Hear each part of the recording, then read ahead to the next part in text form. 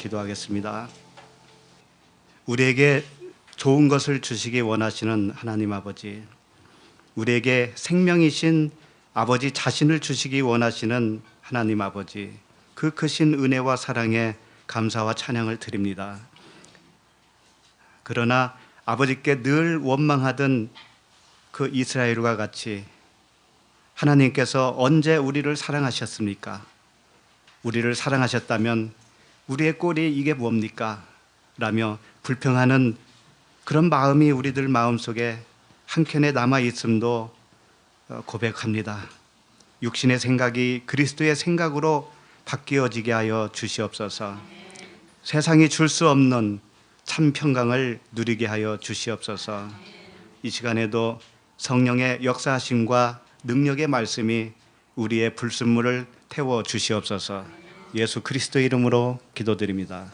아멘. 네, 수련회 참석 하실 분들이 한 60명 정도 되는 것 같아요. 그래서 이번 주 수요 모임은 한 주 쉬도록 하겠습니다. 수련회 좀 준비할 일들이 있고 해서, 그리고 더위가 계속 지속되고 있어요.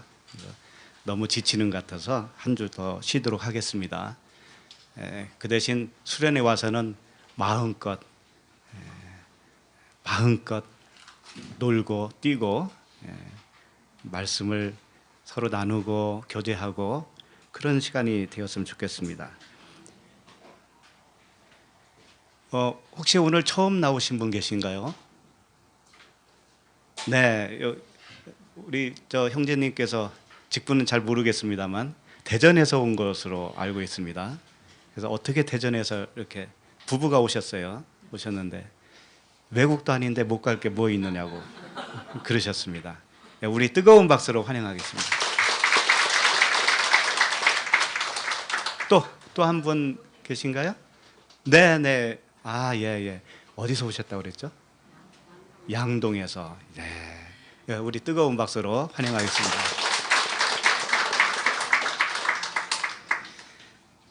네, 오늘 창세기 본문 말씀은 창세기 30장 1절부터 13절입니다.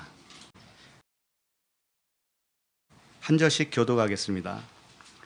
라헬이 자기가 야곱에게서 아들을 낳지 못함을 보고 그의 언니를 시기하여 야곱에게 이르되 내게 자식을 낳게 하라. 그렇지 아니하면 내가 죽겠노라.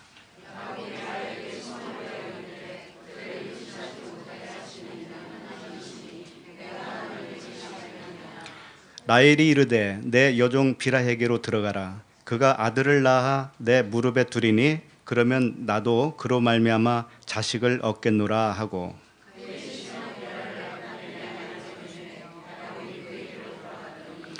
빌하가 임신하여 야곱에게 아들을 낳은지라.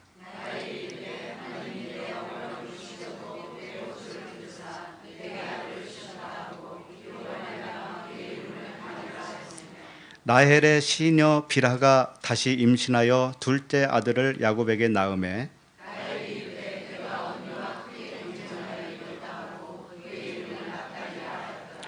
레아가 자기의 출산이 멈춤을 보고 그의 시녀 실바를 데려다가 야곱에게 주어 아내로 삼게 하였더니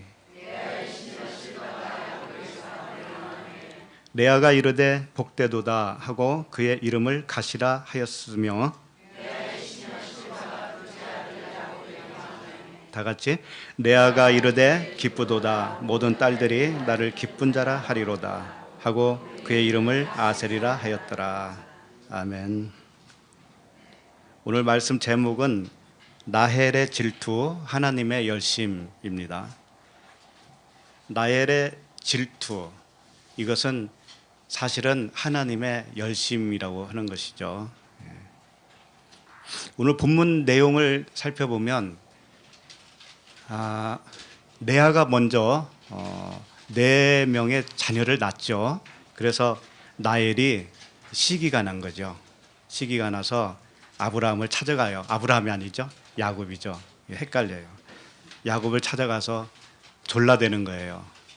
나에게 아들을 낳게 해달라. 졸라대는 거죠. 그랬더니 야곱이 뭐라고 그랬어요? 내가 하나님을 대신할 수 있느냐? 그러면서 성을 냈어요. 성을 냈어. 그랬더니 라헬이 그러면 나에게 여종이 있으니 비라를 당신에게 줄 테니 비라를 통해서 아들을 낳게 해라. 이렇게 이제 요청을 한 거죠. 그렇게 해서 비라를 통해서 두 자녀를 낳게 됩니다. 그리고 나서 레아가 자기의 여종 실바를 통해서 또 아들을 낳게 되는데 또 두 명의 아들을 낳아요. 그래서 오늘 말씀은 그런 말씀이에요. 그래서 이 성경 말씀을 참 이해하기가 힘듭니다. 성경 말씀, 오늘 같은 본문 말씀은 그 아들 낳기 경쟁 같은 거 아닙니까? 아주 대립을 하고 있잖아요. 누가 아들을 많이 낳는가? 시합을 하는 것 같아요. 경쟁, 대립, 분쟁 뭐 이런 거잖아요. 그래서 이것들을 통해서 성경을 보면 어떻게 적용을 할까요? 사람들이 이런 본문 말씀을 보면서 성경에도 이 아들 낳는 거에 대해서는 엄청나게 중요시 하는구나. 자녀 낳는 거에 대해서는 굉장히 중요시 하는구나. 그것도 아들에 대해서는 아주 그냥 욕심이 대단하구나. 그러니 우리 세상 사람들도 어떻게 하자? 네? 열심히 아들을 낳자. 딸 낳으면 기분 나쁘고 아들 낳으면 기분 좋고 그런 거 아니에요? 그래서 이 세상에서도 자녀를 낳지 못하면 수치스럽게 생각하는 경향이 있어요. 그렇지 않았습니까? 예를 들면 한 남편에게 아내가 두 분이 있다고 생각하십다. 가정을 하면 그 아내 한 분은 아들을 잘 낳는데 한 분은 못 낳았어요. 그럼 어떻게 되든가요? 이 세상에서 아들 못 낳은 사람은 좀 왠지 모르게 이게 기를 못 피고 살잖아요. 좀 그런 게 있죠. 그래서 성경도 꼭 그런 것처럼 보이잖아요, 이게.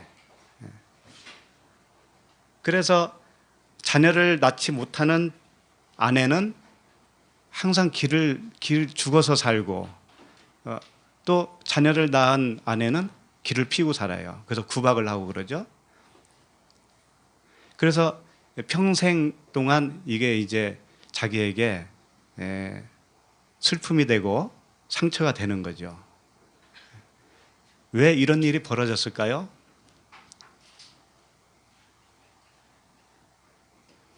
이것은 성경에 기록된 이 사람들의 이야기는 모두 다 진리를 설명하기 위한 설명용이라는 것이, 그걸 좀 아셔야 됩니다. 이걸 사람들이 우리 인생에 그대로 적용을 하기 때문에 큰 일들이 벌어지는 거예요. 쓸데없는 일에 상처를 받아요. 쓸데없는 일에 평생 가슴앓이를 하면서 사는 거예요. 이제부터는 그런 수치스럽게 생각하지 마셔야 돼요. 자녀 낳고 안 낳고의 문제는 이 세상에서는 모형으로 주셨다는 걸 아셔야 돼요. 모형으로. 그림자로 주셨다는 걸 아셔야 돼요. 그러니까 왠지 모르게 자녀를 못 낳으면 마음이 좀 허전하잖아요. 그것이 무엇을 상징하고 있냐면 진리의 아들. 내가 진리의 아들이 안 되면 그렇다라는 것을 보여주기 위해서 세상은 있는 거란 말이에요. 그렇다면 그 진리를 알았다면, 깨달았다면 더 이상 모형에 집착할 필요는 없다라는 거죠. 결혼을 하든 안 하든 그것도 이 세상에서는 사실상 진리를 알았다면 관계가 없는 것이다. 이제부터 아내가 두 분 있으신 분들은 아내를 구박하지 마시기 바랍니다. 또 그런 아내가 계시면 자유하시기 바랍니다. 아무 상관없어요. 결혼을 하신 분은 결혼했다고 자랑할 것도 없고 안 하신 분은 안 했다고 쓸쓸하게 길을 못 피고 살고 이런 일은 필요가 없어요. 이게 다 모형으로 준 거란 말이에요. 이 세상은. 이 모형에 집착하니까 어떻게 해요? 자유가 없잖아요. 자유. 마음의 자유가 없잖아요. 맨날 싸우잖아요. 그래서 세상에서도 자식 자랑 하시는 분들 계시죠? 자식 자랑. 자식 자랑 하시는 분들 치고 진리를 아시는 분은 없어요.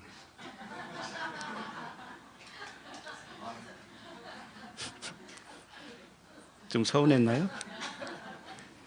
그러면 자식이 잘된 부모는 자기가 잘 키워서 됐다는 얘기 아닙니까? 그렇죠? 그러면 자식이 못된 부모는 자기가 잘못 키워서 못된 것이죠. 그러면 자기에게 달려있는 거네요. 모두가 자기에게 달려있잖아요. 하나님과는 아무 관계 없네요. 바울이 아들을 자랑하던가요? 아니면 베드로가 자기 아들을 자랑하던가요? 바울은 아들을 자랑했어요. 참 아들 디모데. 육신의 자녀를 자랑한 게 아니잖아요. 영적 자녀를 자랑하는 거죠. 그러니까 자녀들이 잘 되고 안 되고의 문제도 누구에게 달려있다? 하나님에게 달려있지, 내가 잘 키웠기 때문에 잘 됐고 내가 못 키웠기 때문에 안 됐다라고 하는 것은 비진리다. 아직 하나님은 모르시는 거예요. 그래서 이 혈통적인 자녀는 잘못된 자녀도 있을 수가 있고 잘된 자녀도 있을 수는 있습니다. 그러나 그것조차도 모형으로 주셨다고 하는 것을 아셔야 됩니다. 자식이 어떻게 되더라도 부모의 책임은 아니에요, 사실. 그래서 자유를 하셔야 돼요. 그 요한복음 9장 2절에 보면 유명한 말씀이 있습니다. 제자들이 물어 이르되 랍비여 이 사람이 맹인으로 난 것이 누구의 죄로 인함이니까? 자기니까 그의 부모니까? 나면서 맹인된 자녀가 있었습니다. 그런데 그 맹인의 자녀를 보면서 누구의 죄로 저렇게 됐습니까? 라는 질문을 한 거죠. 그랬더니 주님이 뭐라고 하셨어요? 예수께서 대답하시되 이 사람이나 그 부모의 죄로 인한 것이 아니라 그에게서 하나님의 하시는 일을 나타내고자 하심이라. 하나님이 하시는 일을 나타내고자 하기 위해서 나면서부터 맹인으로 태어나게 한 것이지 부모의 죄가 아니고 그 사람의 죄도 아니다 이거죠. 자녀가 혹시 잘못된 길로 가더라도 부모의 죄가 아니다. 그러면 왜 그런 일이 발생했을까요? 하나님의 일을 나타내기 위해서예요. 그러면 하나님의 일을 나타내기 위한다고 하는 것은 뭘까요? 이렇게 생각하죠.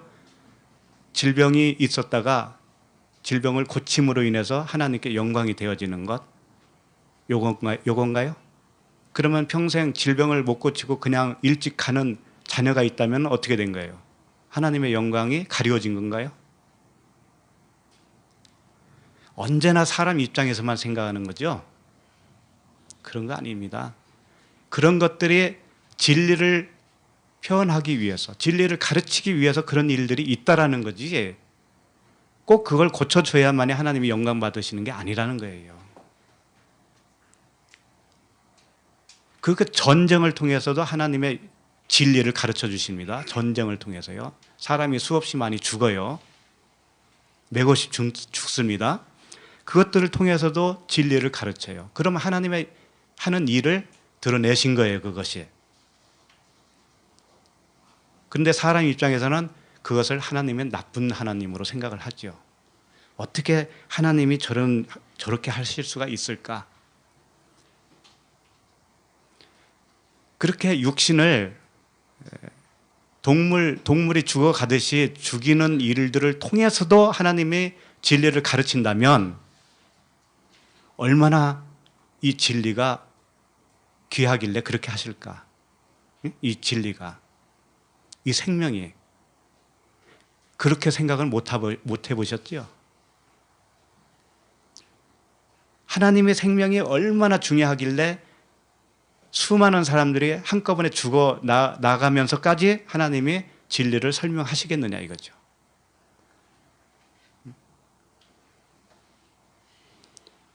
이사야서 45장 7절에 이런 말씀이 있어요.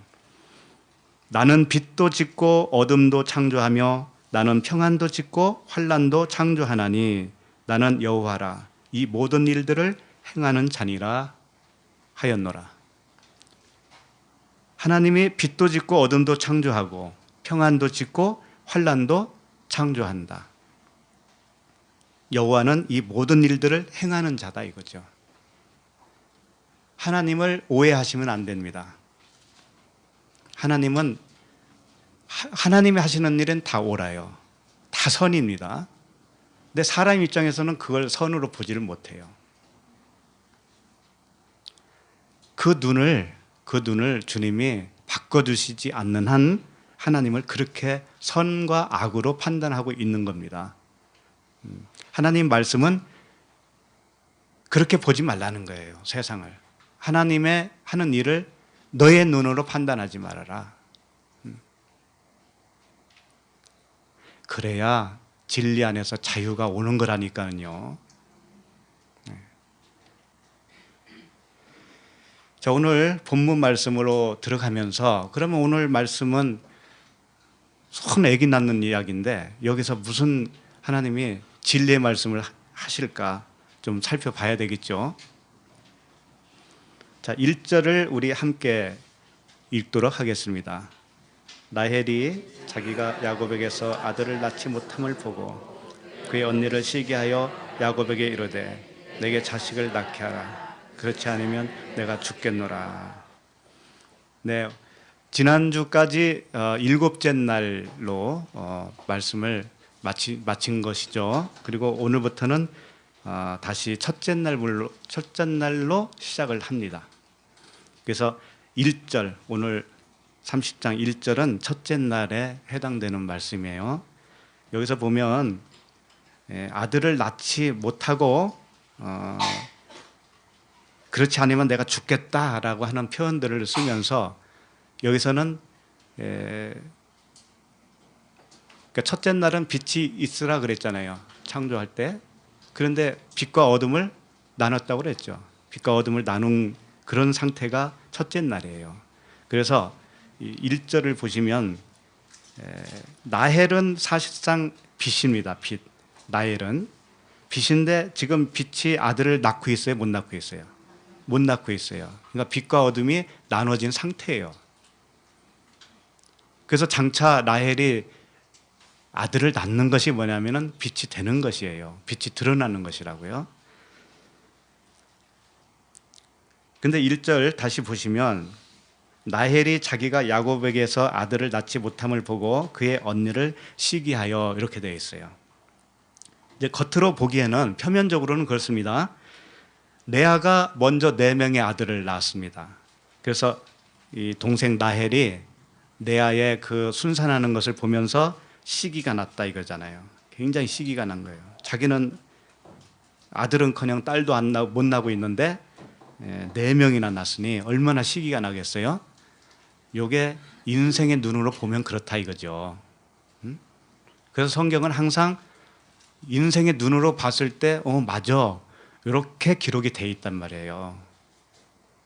근데 이걸 통해서 하나님의 하시는 말씀을 내가 깨닫는 것이 뭐냐? 진짜 말씀이란 말이에요. 그것이. 우리는 그 말씀을 듣기 위해서 여기 모인 거 아니겠습니까?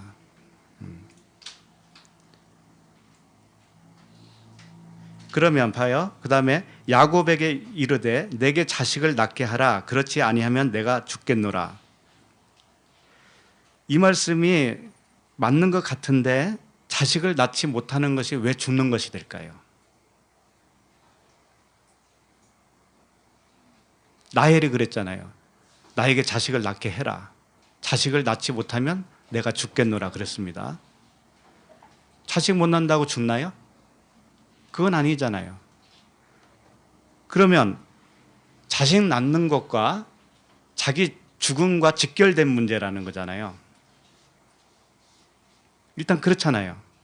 그러면 이것을 또 어떻게 생각을 하냐면 에이, 라헬이 그냥 과장법을 사용한 거지.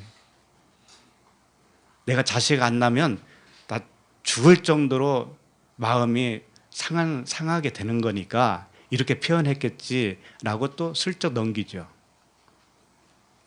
성경 말씀을 매사에 그렇게 보면 도대체 뭘 어디서 건질 거냐고요. 그게 아니에요. 이 말씀 하나하나가 진실이라니까요. 라헬은 아들을 낳지 못하면 그냥 멸망하는 거예요. 왜 그럴까요? 라헬은 복음이잖아요. 은혜 언약이죠. 레아는 행위 언약이지 않습니까? 그럼 은혜 언약으로 드러나지 않으면 그것은 죽음이죠. 멸망이잖아요. 그렇기 때문에 레아는 반드시 라헬은 반드시 아들을 낳아야 되는 거예요. 그러니까는 야곱에게 졸라댄 거죠. 아들 낳게 해달라. 왜? 복음의 아들을 낳아야 되는 거잖아요. 복음의 아들. 하나님의 목적은 그거에 있잖아요. 우리가 복음의 아들로 태어나는 거예요. 그리고 나를 통해서 또 다른 생명이 태어나는 거예요. 네. 거기에 목적이 있기 때문에 그 목적이 이루어지지 않으면 나는 그냥 멸망이라니까요. 그것을 이 말씀 속에서도 찾아볼 수 있다는 거죠. 그러면 영적 의미가 뭐냐면 말씀대로 레아는 4명의 아들을 이미 낳았지만 이것은 율법의 아들을 낳은 거란 말이죠. 행위 언약으로. 우리가 처음에 하나님을 믿으면 다 행위 언약으로 아들을 낳습니다. 그런 경험이 있지 않습니까? 경험이 있었을 거예요. 내가 하는 말이 아들이라고 봤을 때 뭐든 다 비진리의 행위의 언약으로 말을 했단 말이에요. 신학교에서 배우는 것도 역시 마찬가지입니다. 신학교에서 가르치는 게 뭔데요? 문자대로 가르치고 있어요. 교리. 이 교리는 문자로 만들어진 하나의 법이에요, 법. 율법을 만들어가지고 율법을 가르친 겁니다. 거기서 율법에 의해서 죽어서 나오는 자녀들이 생기게 되어 있어요. 그러니까 신학교도 나쁘다고 볼 수는 없죠. 처음에는 그렇게 가르칠 수밖에 없으니까. 우리가 신학교에서 배운 목사님들이 가르친 그 복음을 또 들었잖아요. 그러니까 우리도 똑같이 신학교에서 가르친 대로 배운 거예요. 신학교는 어디서 배웠겠어요? 옛날부터 내려오는 교리, 터툴리안이라든지 칼빈이라든지 루터라든지 그런 분들을 통해서 나온 교리를 통해서 배웠단 말입니다. 그렇기 때문에 그것이 성경 말씀과 틀리는지 맞는지조차도 아예 관심이 없어요. 그게 맞겠지 하고 그냥 내려온 거예요. 전통적으로. 교리는 다 표피적으로 만들어 놓은 거라는 것을 아시기 바랍니다.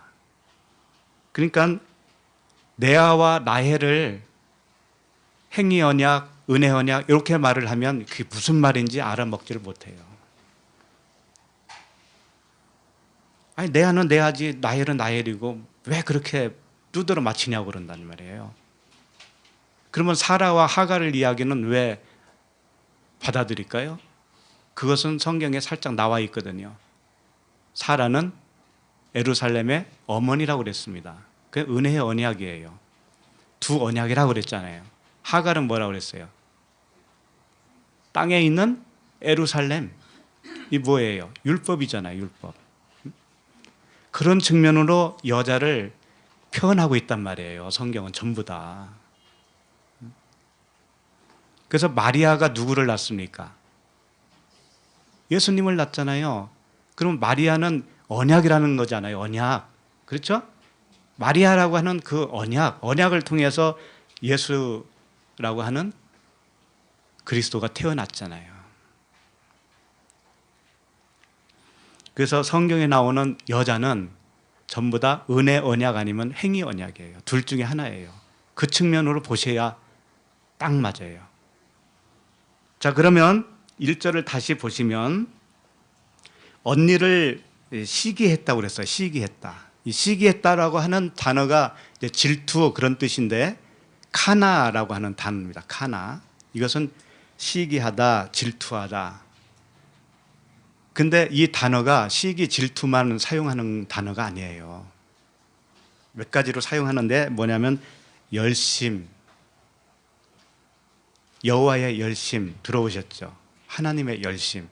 이게 시기하다, 질투하다라고 하는 단어와 같이 사용한다는 거죠. 열심, 그 다음에 의심, 진노 또는 부러움 이런 단어와 같이 사용해요. 왜 그럴까요? 시기, 질투는 어디서 나오냐면 사실상 사랑에서 나온 겁니다. 의심, 진노, 부러움 이런 것들도요 다 사랑에서 나온 거예요. 관계에서 나온 겁니다. 저 사람과 나와 관계가 없으면 시기, 질투가 필요가 해요, 안 해요? 필요 없습니다. 나오지가 않아요. 관계가 있기 때문에 나오는 시기, 질투고 열심이에요. 분노고. 그래서 이 시기하다라고 하는 것은 표현은 이렇게 했지만 나엘이 언니에게 시기했다라는 것은 하나님이 뭔가를 열심히 하고 있다라는 의미예요.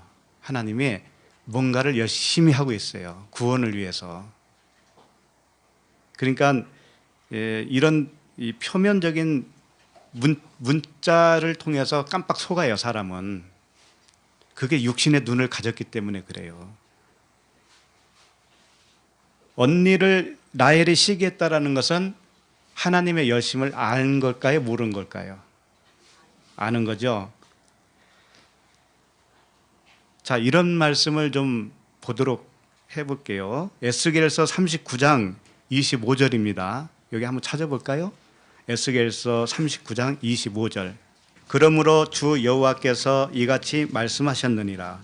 내가 이제 내 거룩한 이름을 위하여 열심을 내어, 여기서 열심이 카나예요.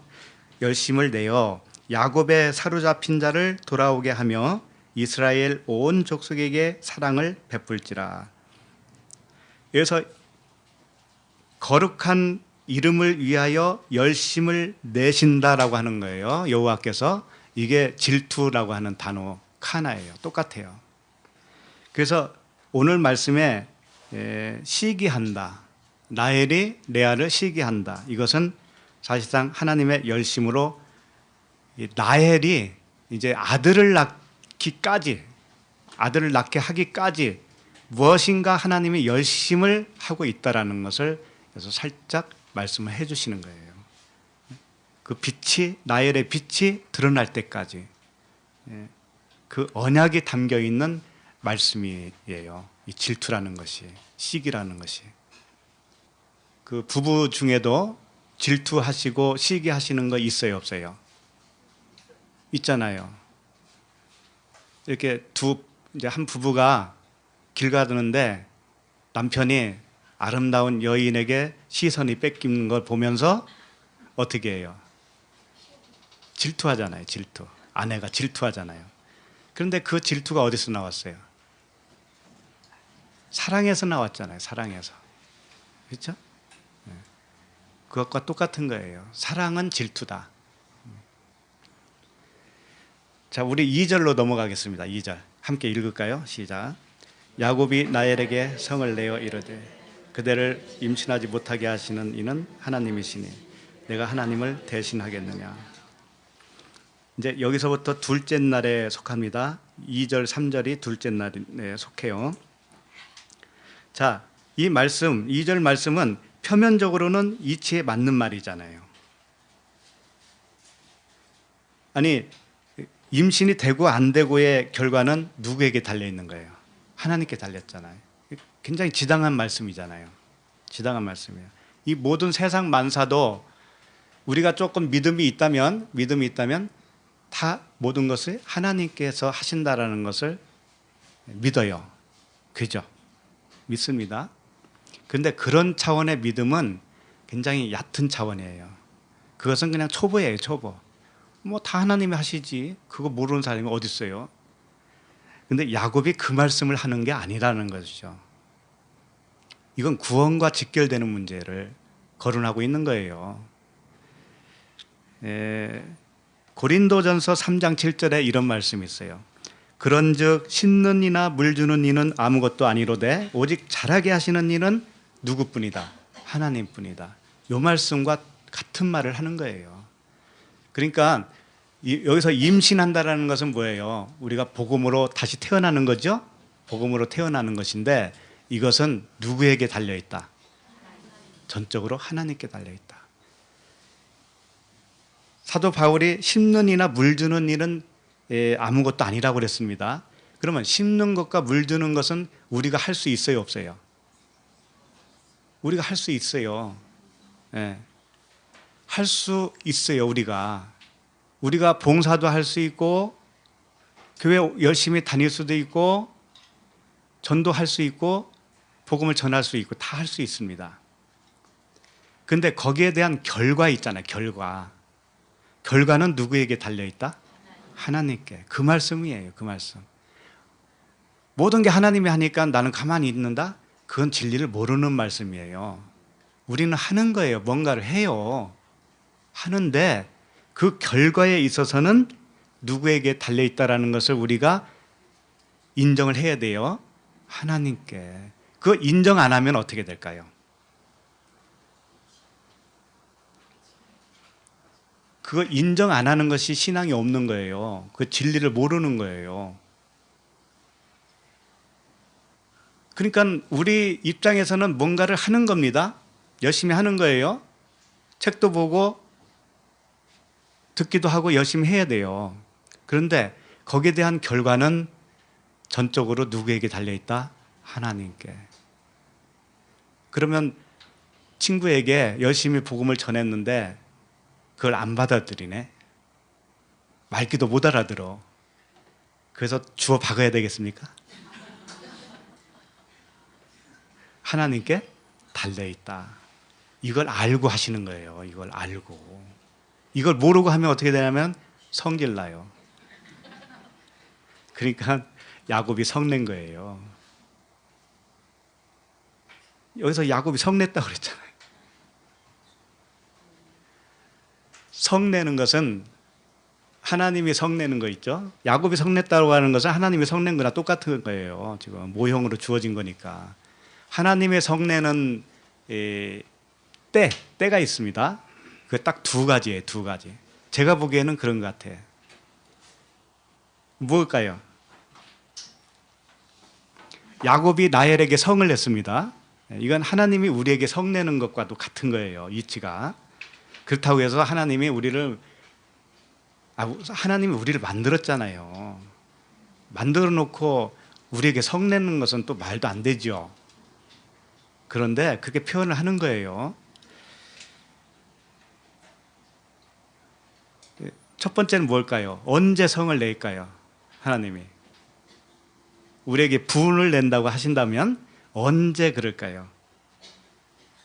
이미 말씀드렸어요. 어떤 일에 대한 결과를 하나님이 낸다라고 하는 것을 못 믿을 때, 그 결과에 대하여 하나님의 뜻으로 받아들이지 않을 때,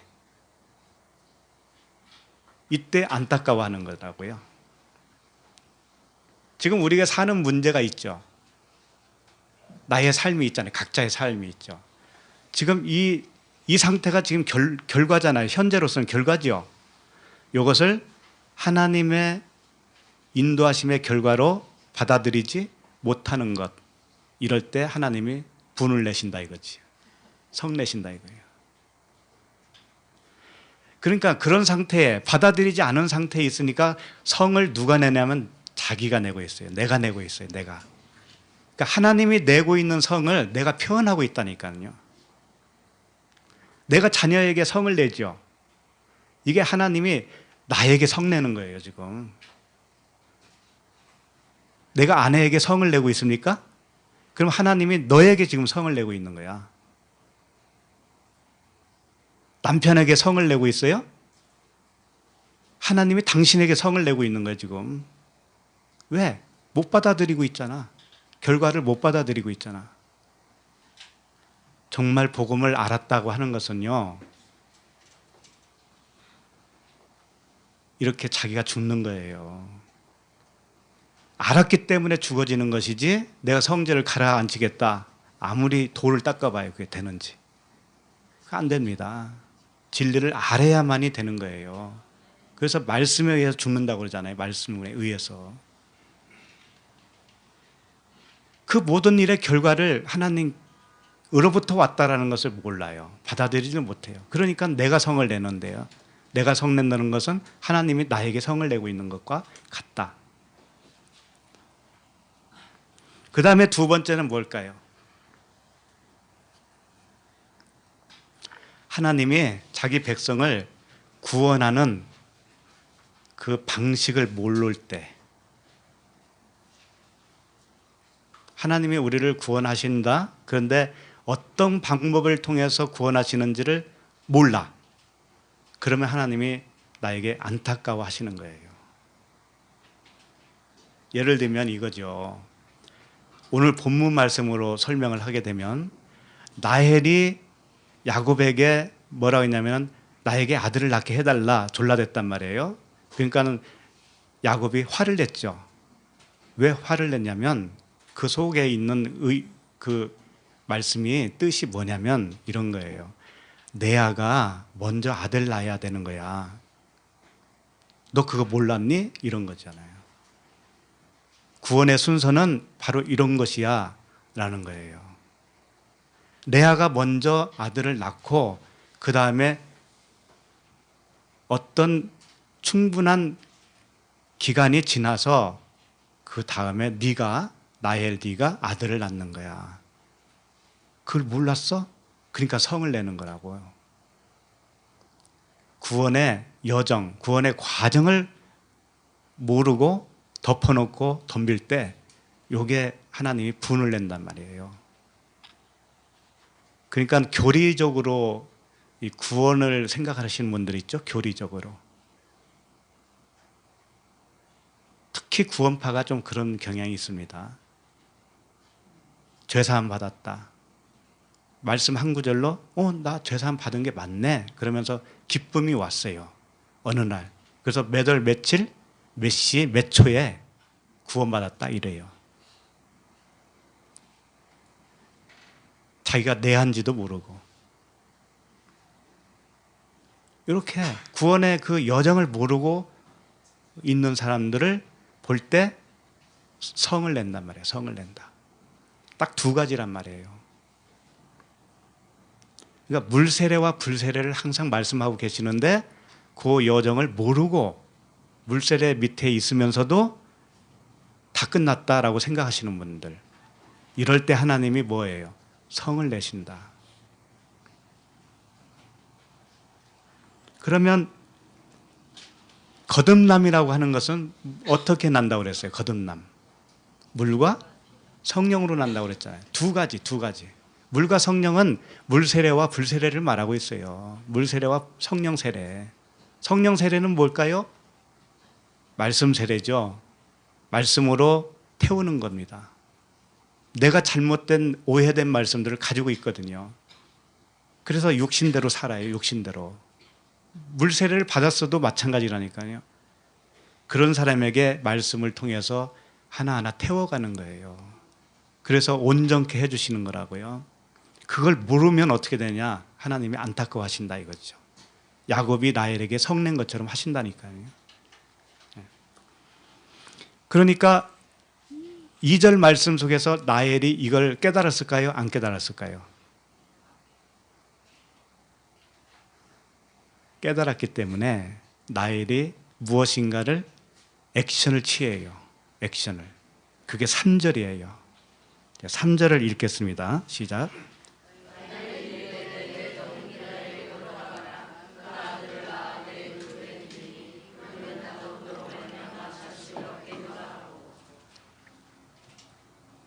라헬이 뭔가를 알아차렸어요. 진리를 알아차렸어요. 야곱이 어떤 의도로 성을 내는지를 알아차렸어요. 그러니까 그 다음에 나온 행동이 뭐였냐면 자기 여종 비라를 야곱에게 주는 거예요. 그럼 여기에 무슨 의미가 있을까요? 여종 비라를 야곱에게 주어서 아들을 낳게 하는데 여기에 무슨 의미가 있겠느냐 이거죠. 왜 갑자기 여종 비라에게 들어가라고 했을까? 표면상으로는 뭐예요? 여종의 자녀를 통해서라도 아들을 얻어서 그 수치를 감추겠다 이런 거죠. 표면상으로는 그렇잖아요. 그렇죠? 그러니까는 뭐라 하냐면 다시 3절 다시 보세요. 라헬이 이르되 내 여종 비라에게로 들어가라. 그가 아들을 낳아 내 무릎에 두리니 그러잖아요. 내 무릎에 둔다는 의미는 뭐예요? 자기가 안겠다는 거죠. 무릎 위에 올려놓고 안겠다. 그럼 자기 아들로 삼겠다 그거잖아요. 그러면 나도 그로 말미암아 자식을 얻겠노라 하고 이랬단 말이죠. 그러니까 이 말씀을 보면 어떻게 들리냐면은 자기가 아들을 낳을 수 없으니 자기 여종을 통해서라도 아들을 낳아서 자기가 자기 아들로 삼겠다 이거잖아요. 그렇게 보이죠? 그런데 그런 말씀이 아니라는 걸 아셔야 돼요. 그런 말씀이 아니다. 그럼 무슨 말씀입니까? 한번 생각을 해보세요. 자기가 낳지 않은 아들인데 어떻게 자기 아들로 삼는다고 한들 그 마음이 진짜 평안해질까요? 기필코 자기가 아들을 낳아야 자기 아들이죠. 그렇잖아요. 친자식이 아닌데 어떻게 만족이 되겠습니까? 응? 종을 통해서 아들을 낳는다고 한들 어떻게 자기 아들이 되겠느냐고요. 그래서 이 말씀도 전부 다 진리를 설명하고 있는 말씀이다. 그럼 무슨 말씀일까요? 아들을 낳아서 비라를 통해서 아들을 낳아서 자기 무릎에 둔다라고 그랬죠. 이 표현을 잘 보셔야 돼요. 이 무릎이라고 하는 것은 베레크라고 하는 단어인데 어디서 온 단어냐면 바라크에서 왔어요. 또 바라크는 베레크에서 온 거예요. 서로. 그럼 바라크는 뭐냐면 복이에요. 복 받아라 할 때 복, 축복. 이게 바라크예요. 바라크는 무릎을 꿇다라는 뜻입니다. 무릎을 꿇다. 무릎을 꿇는 것이 복이에요. 복은 우리가 복 좋아하잖아요. 근데 내가 복 받으려면 정말 무릎을 꿇어야 돼요. 그건 뭐냐? 십자가의 죽음을 의미해요. 육신의 정욕과 안목의 정욕과 이생의 자랑이 십자가에서 박살나야 이게 진정한 복이에요. 복. 그러니까 무릎이라고 하는 것은 무릎 위에 논다는 것은 뭐예요? 그 아들이 무릎이라는 거잖아요. 자기 무릎 위에다가 아들을 놓으면 어떻게 돼요? 그 무릎과 아들은 하나잖아요. 하나. 그렇죠? 그러면 무릎은 바라크, 무릎을 꿇다에서 왔으니까 죽는 것을 의미하고 있어요. 죽음을 의미하고 있다고요. 무릎에다 놓는 것은 아들의 죽음을 의미하고 있다고요. 이 아들의 죽음을 통해서 자기가 아들을 낳겠다 이런 말씀이에요. 그러면 그 죽어주는 아들은 누구게요? 예수님이시잖아요. 그러니까 그 예수가 먼저 와야 되죠. 라헬이 자기가 아들 낳기 전에 누가 먼저 와야 되냐면 예수라고 하는 아들이 와서 죽어주셔야 돼요. 그걸 통해서 자기가 아들을 낳겠다 이거지.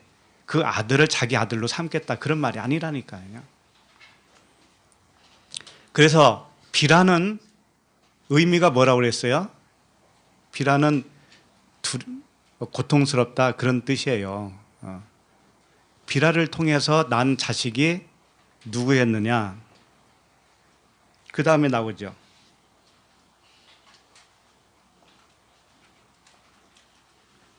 5절 말씀이죠. 6절인가요? 누굽니까? 단이죠. 단위 의미가 뭐냐면 심판이라는 뜻이에요. 심판. 재판. 예수님이 이 땅에 오셔서 자기가 세상 임금이 되어서 심판을 하고 자기가 또 죽으셔요. 세상을 심판을 하고 자기가 죽으신다니까. 그렇게 해서 세상을 구원하는 것이죠. 자, 그러면 지금 말씀드린 것들이 무슨 근거로 그런 말씀을 하느냐라고 생각할 수도 있습니다. 신명기 32장 16절을 좀 보시면 그들이 다른 신으로 그의 질투를 일으키며 가증한 것으로 그의 진노를 격발시켰도다. 이제 이런 말씀이 있습니다. 이건 뭐냐면 다른 신으로 그의 질투를 일으켰다. 라헬이 아까 시기했다고 그랬잖아요. 레아가 아들 낳은 것을 통해서 시기했죠. 이것은 무엇을 가르쳐 주느냐면 하나님이 이스라엘 백성들이 가증한 신을 섬겼기 때문에 질투하는 것과도 같은 그런 모형적으로 보여주고 있는 거예요. 좀 어렵나요? 자, 그들이 다른 신으로 그의 질투를 일으켰다라고 하는 것은 그들은 이스라엘 백성들이잖아요. 신명기 지금 32장 16절. 그러면 하나님께서 어떤 조치를 취하냐면은 질투를 일으켜서 가증한 것으로 그의 진노를 격발하였도다. 이렇게 일단은 말씀을 하시고, 자, 여기서 말씀하고자 하는 것은 뭐냐면 그들이 가증한 것을 신으로 섬겼다라는 의미가 뭘까요? 다른 신을 섬겼다고 하는 것이거든요. 이스라엘 백성들이 다른 신을 섬겼다라고 하는 것은 다름이 아니라 행위 언약으로 하나님을 섬겼다, 이런 뜻이에요. 은혜로 주시는 언약으로 받아들이지 않고 다 행위로 붙들었단 말이에요, 하나님을. 그것이 뭐예요? 가증한 것으로 붙들었다, 그런 말씀이에요. 그럼 우리들도 마찬가지예요. 우리들도 하나님을 섬긴다고 하면서 문자적으로 섬기잖아요. 그러면 가증한 신을 섬기는 겁니다. 하나님은 그런 하나님이 아니었거든요. 내가 만들어 놓은 신입니다, 그것이. 그래서 내 육신으로 내 마음껏 섬기는 거예요, 하나님을. 이게 가증한 것이다, 이거죠. 그러면 이것을 어떻게 해서 돌아오게 해야 되느냐면은 신명기 32장 21절을 좀 보시겠어요? 그들이 하나님이 아닌 것으로 내 질투를 일으키며, 이건 아까 말씀했던 겁니다. 이스라엘 백성들이 율법의 행위로서 하나님의 질투를 일으켰습니다. 허무한 것으로 내 진노를 일으켰으니 나도 백성이 아닌 자로 그들에게 시기가 나게 하며 어리석은 민족으로 그들의 분노를 일으키리로다. 이게 무슨 얘기냐면은 그들이 나를 질투하게 만들었어요. 일단 이스라엘 백성들이. 그러면 하나님도 너희들을 질투나게 할 거다, 이거예요. 쉽게 말하면. 그러니까 이런 거예요. 이스라엘 백성들이 하나님을 잘못 섬겼단 말이에요. 그래서 하나님이 분노했어요. 질투예요, 질투. 그러면 하나님은 질투는 열심이란 말이에요. 하나님은 구원의 열심을 끝까지 해야 되기 때문에 그들을 질투나게 해서 그들이 돌아오게 만들겠다, 이런 방식을 택하는 거죠. 그럼 이제 역사적으로 일단 설명을 하게 되면 어떻게 되냐면 이스라엘 백성들이 예수님을 어떻게 했어요? 배척을 했죠. 그것이 이스라엘 백성들이 잘못 섬기고 있는 것을 반증하고 있는 거죠. 그러면 그 예수를 믿는 복음이 어디로 흘러가요? 이방인들에게 가잖아요. 그러니까 백성이 아닌 자들에게 가는 거예요. 가서 그들이 예수를 믿고 구원을 받네? 그러면 누가 이제 질투하게 될까요? 이스라엘 백성들이 질투하게 되겠죠. 그 말씀을 하고 있는 거예요. 그렇다면 레아가, 오늘 본문 말씀으로 레아가 하나님을 질투하게 만들었어요. 일단 라헬을 질투하게 만들었습니다. 왜? 자기가 잘못 섬기고 있는 거를 지금 표현하고 있는 거예요. 레아는 아직 율법 아래에 행위의 언약으로 되어 있잖아요. 그러니까 그 자녀들도 행위 언약으로 나온 자녀들이란 말이에요. 그랬을 때 누구를 질투하게 만들었냐면 하나님을 질투하게 만들었어요. 이걸 나엘이 질투하는 것으로 표현하고 있었단 말이에요. 그러면 이제 하나님이 이제 할 차례잖아요. 하나님이 레아를 질투하게 만들어야 할 차례란 말이에요. 그럼 어떻게 하겠어요? 백성이 아닌 자를 통해서 아들 낳아야 되잖아요. 백성이 아닌 자가 누구예요? 비라잖아요. 비라, 종. 나엘의 종이잖아요. 종이 아들을 낳게 하면 어떻게 되겠어요? 그 레아가 어떻게 생각하겠어요? 질투한다고요. 나도 실바를 통해서 아들 낳아야지. 이런 생각을 한단 말이에요. 그래서 그 다음에 실바가 두 아들을 또 낳아요. 서로 경쟁하는 것처럼 되잖아요. 그러니까 그런 과정을 통해서 어떻게 하냐면 레아가 나엘과 같은 존재로 바뀌는 겁니다. 결국은 레아나 나엘이나 같아요. 하나예요. 하나. 그러니까 우리들의 구원의 여정도 마찬가지예요. 우리가 처음에 율법 아래에서 하나님 섬긴다고 잘 섬겼는데 나보다 못난 사람들이 진리의 복음을 듣고 깨닫고 아주 자유하게 살고 있네요. 그걸 보면서 내가 질투가 나야 안 나요? 나잖아요. 하나님이 그런 방식으로 한다니까요. 질투나게 해서 나도 저 말씀이 무슨 말씀인지 한번 들어보자. 이렇게 하다가 자기도 어떻게 돼요? 그 복음 안으로 들어가는 거예요. 자, 이런 패턴으로 되어 있다라는 거죠. 그걸 먼저 아셨으면 좋겠어요. 자, 다 설명했네요. 그럼 4절로 가겠습니다. 4절. 자, 시작. 그의 시녀 비라를 남편에게 아내로 주매 야곱이 그에게로 들어갔더니. 자, 여기서부터는 이제 셋째 날에 속합니다. 셋째 날 이제 살아나는 거예요. 4절부터 8절까지 셋째 날. 그의 시녀 비라를 남편에게 아내로 주매 야곱이 그에게로 들어갔더라. 야곱이 나엘 자기 사랑하는 아내를 그렇게 사랑하기 위해서 몇 년을 고생을 했어요. 14년을 헌신을 했습니다. 그런 그에게 비라를 딱 주니까는 두 말 없이 들어가요. 나엘을 사랑했는데 사랑하지 않는 그 시녀 비라를 딱 주니까 두 말 없이 그에게로 들어갔대요. 이걸 보면서 어떤 생각이 들어요? 역시 남자들은 못 믿어. 역시 남자들은 10여자를 줘도 마다하지 않을 것 같아. 이런 생각 안 들어요? 그럼 여자는 지조가 있고 남자는 지조가 없는 것처럼 보이잖아요. 알고 보면 남자도 지조가 있어요. 믿으시기 바랍니다. 그런 말이 아니에요. 진리의 말씀을 하고 있는 겁니다. 남편에게 아내로 줬다. 이것은 이 비라가 여종이었잖아요. 종이었어요. 근데 아브라함에게 들어가면 아내의 지위가 되어버려요. 그래서 뭐라고 되어 있냐면 그의 시녀 비라를 남편에게 아내로 줬다 그러잖아요. 아내로 줬다. 이시야. 아내로 줬다. 그러니까 야곱하고 하나가 되면 아내가 돼버려요. 아내. 여기서 굳이 아내로 줬다라는 말을 할 필요 없잖아요. 그렇죠?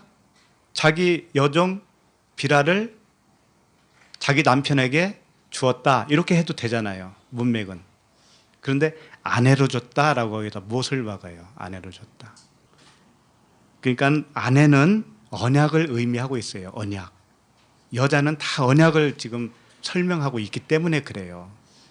아브라함이 아니고 야곱은 하나님의 역할을 하고 있는 거예요. 여기서.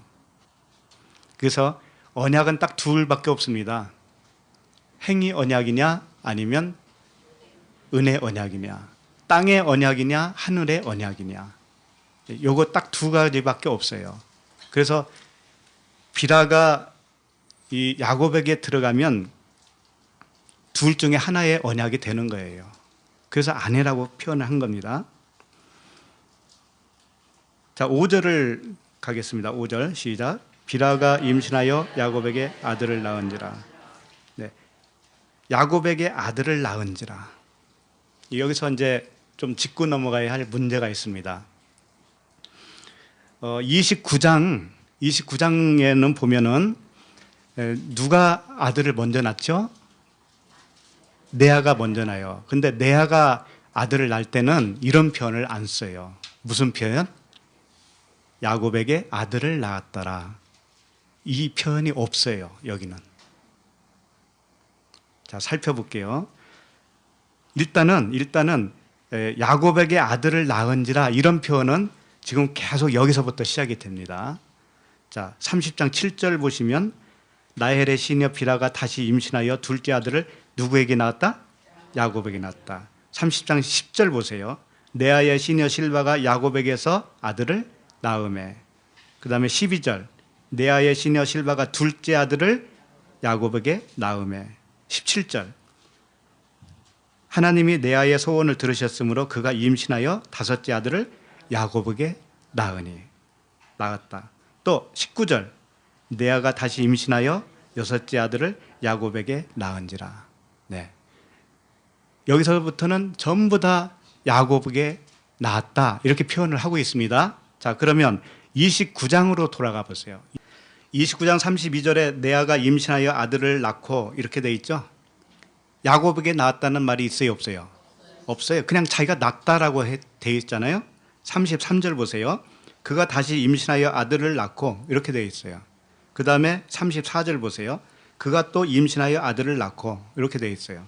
그 다음에 35절 그가 또 임신하여 아들을 낳고 이렇게 되어 있어요. 이거 왜 이런 차이가 있을까요? 그 다음에 30장 21절을 좀 보시겠어요? 30장 21절. 30장 21절에 디나를 낳습니다. 여기에서는 어떻게 표현했냐면 그 후에 그가 딸을 낳고 그의 이름을 디나라 하였더라. 아들 낳을 때는 계속 야곱에게 낳았더라 이렇게 하더니 디나가 낳을 때는 그 후에 그가 딸을 낳고 자기가 낳은 거죠. 무슨 차이가 있을까요? 무슨 차이가? 레아가 처음에 아들 4명을 낳았을 때는 물론 야곱에게서 낳았을 거 아니겠습니까? 그렇죠? 왜냐하면 레아가 나중에 어떻게 고백을 하냐면 자기 남편에게서 6 아들을 낳았다라는 고백을 해요.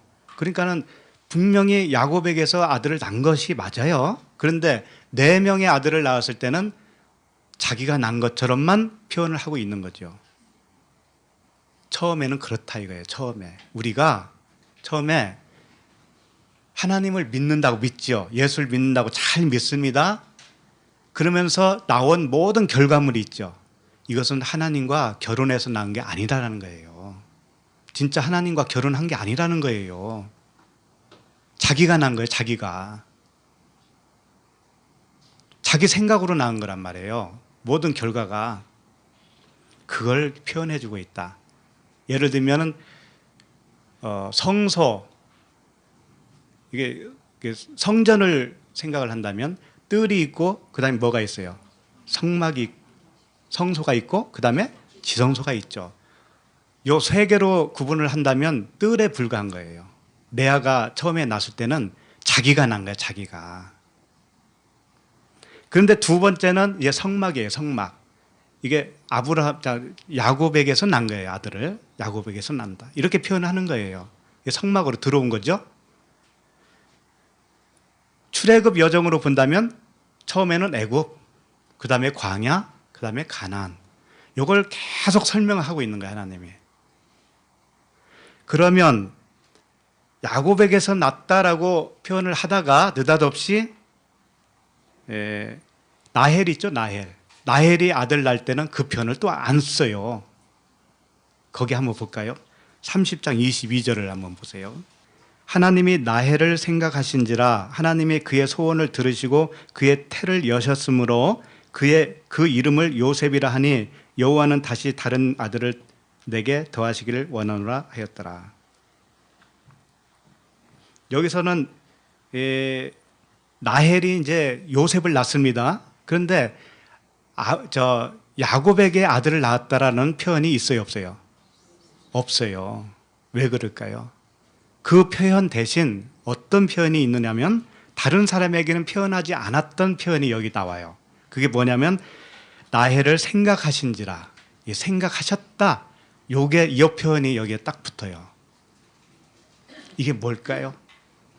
생각하셨다라고 하는 생각이 자카르라고 하는 단어인데요. 자카르가 어디서 왔냐면은 자카르는 뭐냐면 기억하다예요. 기억하다. 그런데 남자 있죠, 남자를 뭐라고 그래요? 자칼이라고 그래요. 자카르. 남자를. 그러니까 기억하다, 생각하다도 자카르고 남자도 자카르예요. 똑같아요. 그러니까 나헬을 생각했다라는 것은 뭐냐면 나헬이 뭐라는 거예요? 아들이라는 거예요. 남자라는 거예요. 아들이. 나헬이 남자라는 거예요. 그러니까 야곱이 필요해요, 안 해요?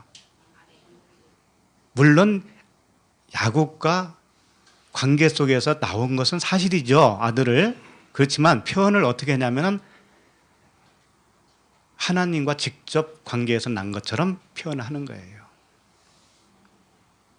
여호와께서 생각했다. 하나님이 생각했다라는 것은 뭐냐? 하나님이 남편이라는 거예요. 다시 말해서 하나님이 남자라는 거예요. 하나님이 남자. 하나님이 남자가 되어서 나헬에게 들어간 거나 똑같은 표현을 쓰고 있어요. 그래서 나온 아들이 누구예요? 요셉이다. 요셉은 더하다라는 뜻이에요. 더하다. 예수 그리스도를 표현하기 위한 거예요. 그러니까는 이것은 지성소예요. 지성소. 나헬이 낳은 아들은 지성소 차원의 아들이에요. 처음에 레아에서 뜰에서 그 다음에 야곱에게 낳았더라. 이것들은 뭐예요? 성막이죠. 성소지, 성소. 그 다음에 지성소 차원의 나헬이 낳았다. 이런 거예요. 그래서 나중에 나헬이 한 사람을 더 낳아요. 베냐민을 한 사람 더 낳아요. 그래서 요셉과 베냐민은 예수 그리스도를 의미하는 거예요. 그렇게 축약되는 겁니다. 축약. 그렇지만 뜰에서 낳던 성소에서 낳던 지성소에 낳던 다 12아들이다. 이게 하나다라는 거예요. 하나인데 과정을 설명하는 것이다. 나라고 하는 아들 한 사람의 과정을 그렇게 표현하고 계시다. 이게 복음이에요. 자, 그러면 6절로 가겠습니다. 6절. 나헬이 이르되 하나님이 내 억울함을 푸시려고 내 호소를 들으사 내가 아들을 주셨다 하고 이로 말미암아 그의 이름을 단이라 하였으며. 자, 여기서부터는 이제 속도가 좀 빨라집니다. 이 단을 낳은 사람이 누구예요? 비라죠. 비라가 단을 낳았어요. 단 이름은 뭐냐면은 심판, 재판 이런 뜻이에요. 그래서 이 단에 대해서 창세기 49장 16절에서 어떻게 표현하고 있냐면 단은 이스라엘의 한 지파같이 그의 백성을 심판하리로다. 심판하는 단이에요. 그러니까 이 단을 나헬이 자기 어디에다가 올려놓는다고 그랬어요? 무릎에다가 올려놓는다고 그랬어요. 무릎에 둔다. 그게 올려놓는다는 뜻이거든요. 무릎에다 올려놓는다. 그것은 심판자로 오시는 예수 그리스도를 의미하고 있어요. 그렇게 해서 심판을 당하겠다. 그러면 자기가 물세례를 당하는 거예요. 무슨 말씀인지 알겠어요? 나헬이 물세례를 당하고 불세례를 당해야 그 다음에 자기가 무엇을 낳을 수 있어요? 그래야 아들을 낳을 수 있다니까요. 여기서도 그걸 또 표현하고 있는 거예요. 그래서 이 비라가 두 명의 아들을 낳는 거예요. 처음에는 단, 심판, 물세례. 그 다음에 두 번째가 뭐냐면 7절 보세요. 라헬의 시녀 빌하가 다시 임신하여 둘째 아들을 야곱에게 낳으니 8절 보세요. 라헬이 이르되 내가 언니와 크게 경쟁하여 이겼다 하고 그의 이름을 납달리라 하였더라. 납달리가 뭐냐면 씨름하다라는 뜻이에요. 씨름. 광야의 삶은 씨름이에요. 내가 이기냐 하나님이 이기냐 요거예요. 이 씨름에서 불세례에 그게 불세례. 불세례를 받아서 내가 다 없어져야 되는 거 아니겠어요? 그것을 표현해 주고 있어요. 그러니까 처음에는 단이죠. 단은 그 창세기 49장 17절에서 어떻게 표현하고 있냐면 아까도 표현했죠. 심판하는 자라고 그러면서 뭐라면 단은 길섭의 뱀이요 샛길의 독사로다. 말굽을 물어서 그 탄 자를 뒤로 떨어지게 하리로다. 이게 뭐예요? 예수님이시잖아요. 예수님이 심판하는 거잖아요. 물세례 이렇게 해서 죽는 거예요. 그런데 8절에 보면 납달리라고 하는 의미가 뭐라고 그랬어요? 씨름이라고 그랬습니다. 씨름. 이 납달리에 대해서는 뭐라고 표현하고 있냐면 창세기 49장 21절에 납달리는 노인 암사슴이라 아름다운 소리를 바라는도다. 이게 누구겠어요? 그리스도이지. 그러니까 단과 납달리는 예수와 그리스도를 설명하고 있는 거예요. 처음에 예수로 물세례를 받고 그리스도로 불세례를 받는 거예요. 그 다음에 라헬이 이제는 아들을 낳을 수 있다. 그래서 제일 나중에 라헬이 아들을 낳는 거예요. 9절로 갑니다. 9절 시작.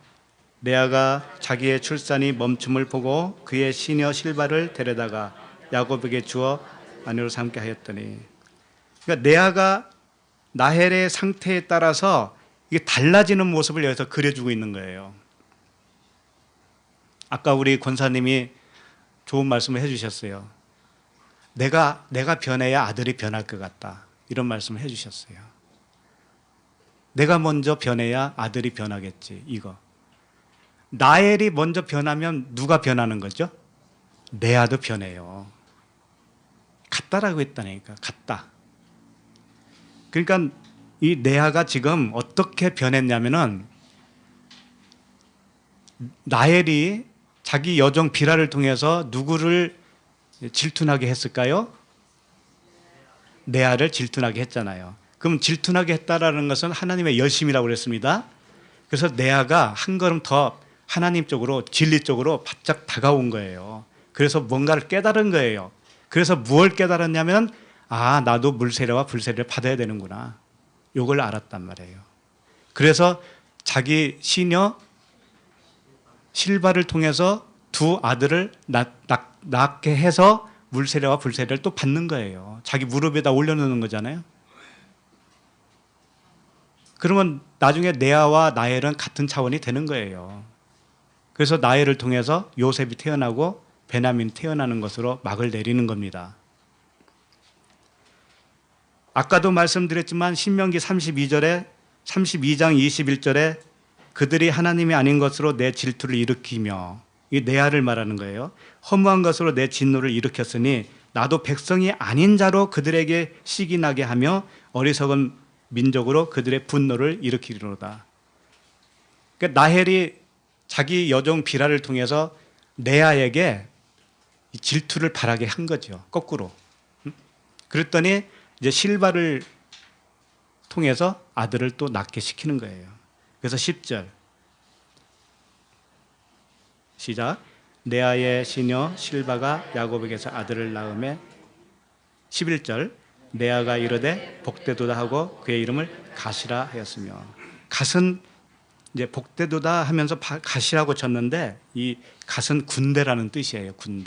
군대는 복된 군대다 이런 뜻이에요. 갓.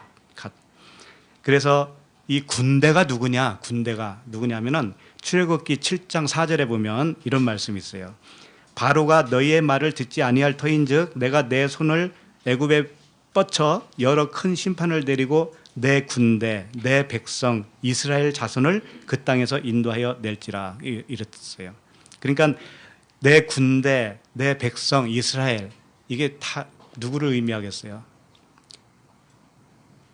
나를 의미하지만 그래서 예수 그리스도를 또 의미하기도 하는 거예요. 그래서 이 예수 그리스도를 통한 세례를 받는 것이에요. 레아가. 자, 그 다음에 12절 13절 읽겠습니다. 레아의 시녀 실바가 둘째 아들을 야곱에게 낳음에 레아가 이르되 기쁘도다 모든 딸들이 나를 기쁜 자라 하리로다 하고 그의 이름을 아셀이라 하였더라. 그럼 아셀은 무슨 뜻을 가지고 있느냐? 행복하다 이런 뜻이에요. 행복하다. 이 불세례를 의미하고 있는 거예요. 처음에 애굽에서 건너온 군대, 이스라엘 백성, 물세례를 받고 홍해를 건너오는 그 차원의 군대로 표현한다면 그 다음에는 뭐냐면 행복하다. 말씀으로 이제 섬김을 받으니까 행복한 거예요. 이게 불세례라는 거죠. 그래서 이 행복하다, 아셀, 이 단어는 어디에서 왔냐면은 아세르에서 왔어요. 아세르. 아세르가 뭐냐면 똑바로 가다라는 뜻이에요. 똑바로 가다. 행복한 것은, 진짜 행복한 것은 무엇이냐? 똑바로 가는 것. 진리로 똑바로 가는 것. 이게 진짜 행복이다라는 거죠. 자, 그 다음에 이게 다 끝났죠. 오늘 13절까지 다 끝났어요. 그래서 오늘 말씀을 보면 비라를 통해서 두 아들이 탄생을 했고 실바를 통해서 두 아들이 탄생을 한 것까지 본 겁니다. 이걸 통해서 라헬의 세례 받는 것과 레아의 세례 받는 것, 이것을 표현해 주고 있다. 그래서 결정적으로 다음 주에 보는 것은 이제 라헬이 아들을 낳는 거죠. 다음 주도 참 흥미진진해요. 다음 주에 보면 합한채가 나와. 합한채. 루벤이 가서 합한채를 어디서 얻어와가지고 엄마한테 줘요. 레아한테. 그랬더니 라헬이 그 합한채를 나한테 달라 그런다고. 그 합한채가 뭐길래 도대체가. 그랬더니 안 주려고 그러잖아요. 레아가. 네가 내 남편을 뺐더니 이 합한채까지 뺏으려고 그러냐 막 그런다니까. 그러니까는 라헬이 어떻게 제안을 해서 뺏어요? 남편에게 들어가라고 그러잖아요. 자기가 들어가라고 해서 들어가나? 언제는 그랬나? 그렇잖아. 이상하잖아요. 네. 이런 것들을 통해서 하나님이 참 재미있게 이 진리의 복음을 알려주고 계시다. 그래서 날마다 말씀을 상고하면서 기쁨을 누리면서 살아가기를 바랍니다. 네, 기도하겠습니다. 하나님 아버지, 오늘도 기록된 말씀을 통하여 아버지의 음성을 듣게 하시니 감사합니다. 라헬의 질투는 아버지의 마음과 동일한 것이요 육신의 생각대로 사는 사람에 대한 질투였습니다. 하나님께서 사람에게 질투를 느끼실 필요가 전혀 없으셨기에 그 질투는 하나님의 열심이었습니다. 우리를 사랑하셨기에 생겨난 질투요 열심이셨음을 인하여 찬양을 드립니다. 야곱의 아들들을 낳는 말씀을 통하여 우리들을 아들되게 하시는 과정으로 깨닫게 하시니 감사합니다. 이 세상 사는 날 동안에 아버지의 아들들로 태어나게 하여 주셨사오니 더욱 강건하게 하여 주시고 더욱 강건하게 자라게 하여 주시옵소서. 생명이 또 다른 생명을 낳을 수 있게 하여 주시옵소서. 그리스도의 장성한 분량에까지 이르게 하여 주시옵소서. 예수 그리스도의 이름으로 기도드립니다. 아멘.